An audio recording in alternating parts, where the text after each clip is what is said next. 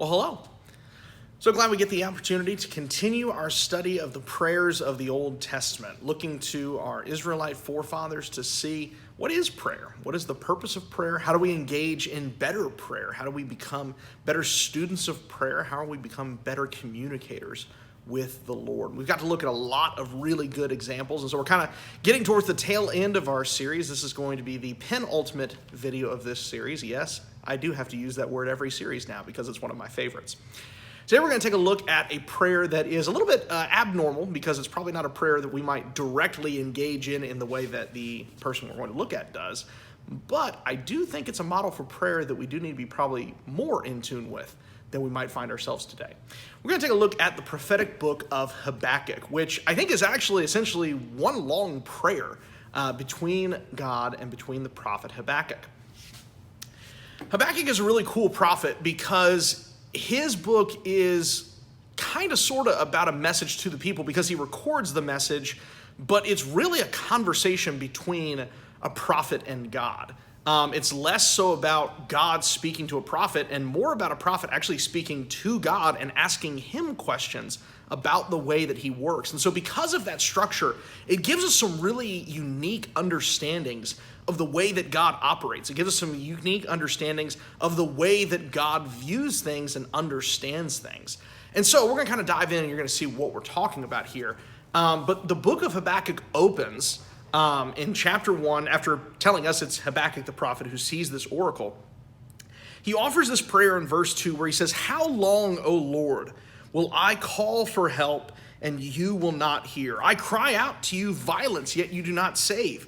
Why do you make me see iniquity and cause me to look on wickedness? Yes, destruction and violence are before me. Strife exists and contention arises. Therefore the law is ignored and justice is never upheld. For the wicked surround the righteous. Therefore justice comes out perverted." Habakkuk's initial prayer is kind of a lament. It's a call for justice. It's really asking God a question. It's like, God, how long are you going to be allowing all of this wickedness? And Habakkuk is really probably looking around himself at Israel. We know that Habakkuk is one of the later prophets of the Neo-Babylonian period, that he's going to be talking about the oncoming fall of Jerusalem. He's probably after the fall of Samaria and the northern kingdom of Jerusalem by Assyria. But he's looking around and he's like, God, the kingdom of Judea, the Jerusalemites are still wicked. And I see all of this injustice, all of these things that the other prophets have talked about as Israel has fallen further and further away from their intended purpose as God's chosen people. He's looking around, he's like, God, when are you going to fix this? When are you going to make all things right like you've told us it's going to happen? And it's kind of this open question to God, like, God, when are you going to do something about this? Well, then God answers the question. And so God then says in chapter 1 and verse 5, "Look among the nations, observe, be astonished, wonder, because I am doing something in your days you would not believe if you were told. For behold, I am raising up the Chaldeans," another word for the Babylonians, "that fierce and impetuous people who march throughout the earth to seize dwelling places which are not theirs. They are dreaded and feared. Their justice and authority originate with themselves. Their horses are swifter than leopards and keener than wolves in the evening. Their horsemen come galloping, their horsemen from afar. They fly like an eagle swooping down to devour. All of them come for violence. Their horde of faces moves forward. They collect captives like sand. They mock at kings, and rulers are a laughing matter to them. They laugh at every fortress and heap up rubble to capture it. Then they will sweep through like the wind and pass on, but they will be held guilty, they whose strength is their God." And so Habakkuk asked this question, God, there's so much injustice in Jerusalem and in Israel. When are you going to fix this? And God says, don't worry. I'm going to bring the Babylonians. The Chaldeans are going to come, and trust you, between me and you, these guys are terrifying. They are conquerors and they are oppressors, and they are just going to come in and just wipe the map of all of Jerusalem. And Habakkuk, God, again, maybe this is partly just because I have a weird sense of humor, and so I tend to read the Bible through that lens of humor. But in this visual, I see Habakkuk answering this question and really being, upset and torn up about all this going on. And God tells him this, and I just see Habakkuk just staring. what? The Chaldeans are how you're going to fix this. And listen to what he says. He says in verse 12, are you not from everlasting, O Lord, my God, my Holy One? We will not die. You, O Lord, have appointed them to judge, and you, O Rock, have established them to correct. Your eyes are too pure to approve evil, and you cannot look on wickedness with favor. Why do you look with favor on those who deal treacherously? Why are you silent when the wicked swallow up those more righteous than they? Why have you made men like the fish of the sea, like creeping things without a rule over them? The Chaldeans bring all of them up with a hook, drag them away with their net, and gather them together in their fishing net. Therefore they rejoice and are glad. Therefore they offer a sacrifice to their net, because though these things, their catch is large, and their food is plentiful. Will they therefore empty their net and continually slay nations without sparing? I will stand on my guard post and station myself on the rampart, and I will keep watch to see what he will speak to me, and how I may reply when I am reproved. And so Habakkuk kind of says, okay, my initial complaint was that it seems like the wicked get away with stuff, and the righteous are oppressed, and we're getting beat up, and we're getting persecuted, and your response is that you're going to send the Babylonians. The Babylonians are way worse than what we are. Like, they're engaging in the same things. They're oppressive. They're wicked. They destroy the righteous as well. So your solution is just gather up everybody, the righteous and the wicked, and have the wicked Babylonians just cart them off? What? God, how is that a solution? That doesn't seem right. God, you're the Holy One. You're the everlasting. You're the righteous. How would you use wicked people to deal with wickedness? God, this doesn't make sense. So you know what, God? I've said my piece. I'm going to put myself on a rampart. I'm looking for your answer, and I'm waiting for you to explain to me what I'm getting wrong here. And you can hear the honesty of Habakkuk in the prayer that he's like, God, that doesn't make any sense to what I've asked about. But okay, but I'm going to wait for your answer. You explain to me, Lord, but I must be getting something wrong, so I'll wait here to be reproved. I will wait here for you to correct me for what I don't understand here. And before we get into God's answer here, isn't that an incredible attitude? That when Habakkuk hears something that makes no sense to him, that seems even, in fact, antithetical to what he thought was going to happen, it seems almost as if he's saying, like, well, God, like, if you're just, how can you let unjust people perpetuate more injustice? And yet his response is not to quit. His response is not to be like, okay, well, if that's your answer, God, then I'm going to go find another God.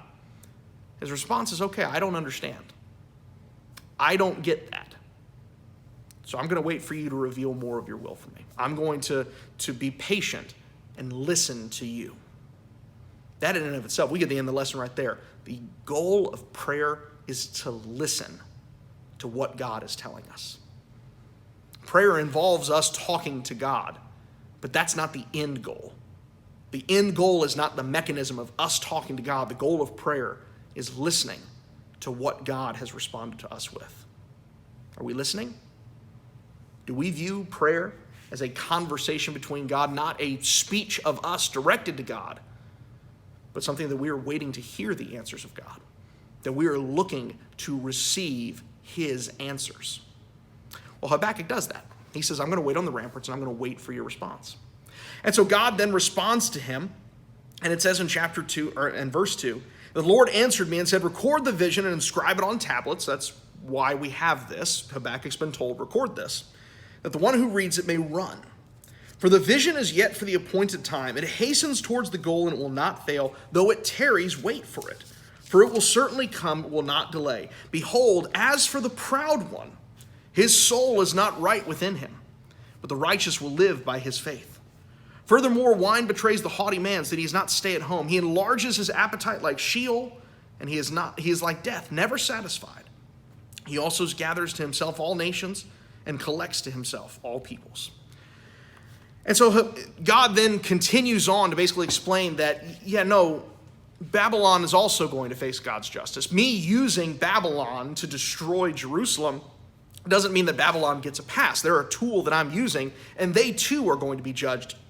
And Habakkuk is then given several woes about what Babylon is also, a drunkard, as we just saw. They are an idolater. They are a wicked people. They are oppressive and cruel and have set themselves up as gods before the heavens. So they too are going to be destroyed. But it reveals to us that God is calling for Habakkuk not necessarily to understand everything.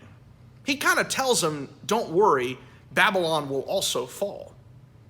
But he doesn't really answer the root question of, God, why are you operating like this? He assures Habakkuk that this is how it's going to happen. But he doesn't answer the root question. Instead, he tells Habakkuk, write these things down so that the righteous will know to wait. That the righteous will know that my waiting is not a delay. That my waiting is not a lack of my power. That I am working through these things. I am working through all of the nations and their risings and their falls to accomplish my will. And ultimately, God's response to Habakkuk is trust me.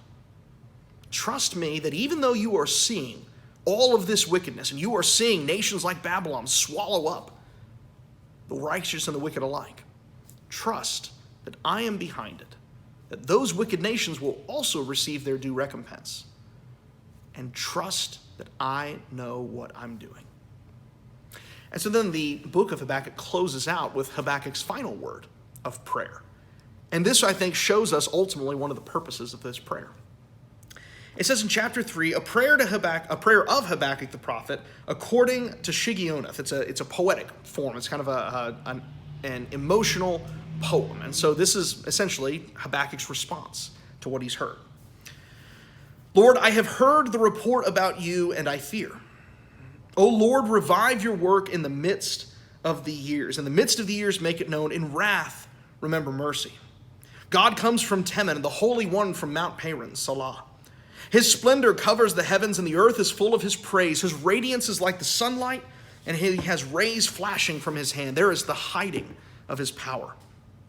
Before him goes pestilence, and plague comes after him. He stood and surveyed the earth. He looked and startled the nations. Yes, the perpetual mountains were shattered. The ancient hills collapsed. His ways are everlasting. I saw the tents of Cushan under stress. The tent curtains of the land of Midian were trembling. Did the Lord rage against the rivers, or was your anger against the rivers? Or was your wrath against the sea that you rode on your horses, on your chariot of salvation? Your bow was made bare. The rods of chastisement were sworn. You cleaved the earth with rivers, and the mountains saw you and quaked. The downpour of waters swept by. The deep uttered forth its voice. It lifted high its hands. Sun and moon stood in their places. They went away at the light of your arrows, at the radiance of your gleaming spear. In indignation you marched through the earth. In anger you trampled the nations. You went forth for the salvation of your people, for the salvation of your anointed.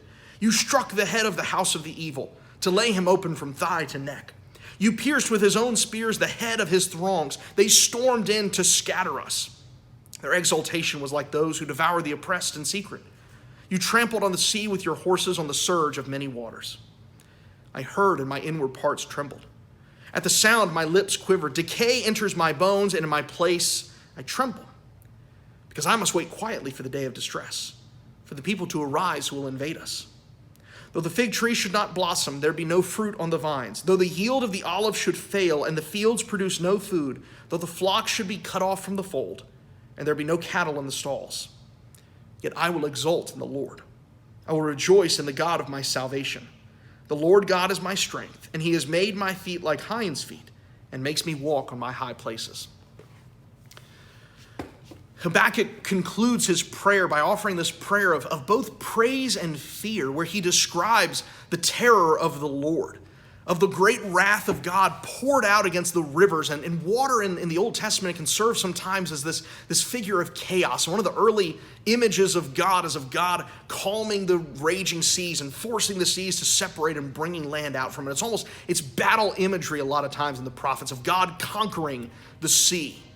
And you get these images of the primordial God just destroying the seas and casting them out, and God bringing forth his triumph. And there's amazement there, and there's awe, but there's also this healthy respect, this fear of the great power of the Lord. And so it is with Babylon. So it is that as we look at the workings of God, they are terrifying sometimes. That God is working with power and might and things that are beyond our mortal comprehension. And Habakkuk looks at it and he's like, God, this scares me. It scares me to see how these things are happening because I am so small, because I do not have control over this situation. And so the solution that you have revealed to me, Lord, is to wait on you. The solution is to trust in you. See, Habakkuk, when he went to pray, His goal was for understanding of why injustice is taking place. His understanding is, Lord, tell me when you're coming. And God says, that's not what you need to know. You don't need to know when I'm coming. You don't need to know why I'm doing what I'm doing. What you need to know is how to trust me, how to accept my timing and my will rather than your own. This is a beautiful example of how prayer is supposed to work, of us coming to the Lord, bringing our questions, our desires, our searches, and being open to God saying, no, that's not what you need. That's not what I'm going to answer. I'm going to show you what you actually need. You think you need answers. I'm telling you, you need trust. And I think this is a beautiful pattern, a beautiful model of prayer for us to understand that prayer is us seeking to conform to God's will, not us seeking to bind God to what we desire. And Habakkuk shows us how to do that. He has a question that's not really answered. And instead, he resolves to trust in the Lord. And now he's waiting on the ramparts, not for God to answer him, but he's waiting to see what God's going to do, even if it means a terrifying invasion by a horrifying force. He will wait in the Lord because he trusts in the Lord. And that's how prayer should be for us. That at the end of the prayer, we resolve, God, I trust that you'll do what you need to do, no matter how scary it may be to me. Is our prayer life like that? That we're waiting for the answers from the Lord. And sometimes we recognize that the answer may not actually be coming. And instead we just trust the Lord is going to do what he needs to do. I hope this gives you some things to think about. I hope it encourages you in your path of prayer to recognize the objective of prayer is not for us to conform God to our will, but for us to be conformed to the will of the Lord. Thank you so much for tuning in to this episode. We'll have one more prayer that we're going to take a look at, a prayer of lament, a prayer that we often don't utilize, but one that is so central to the ideas of the Bible. Thank you so much for tuning in to this episode. We hope to see you again next time.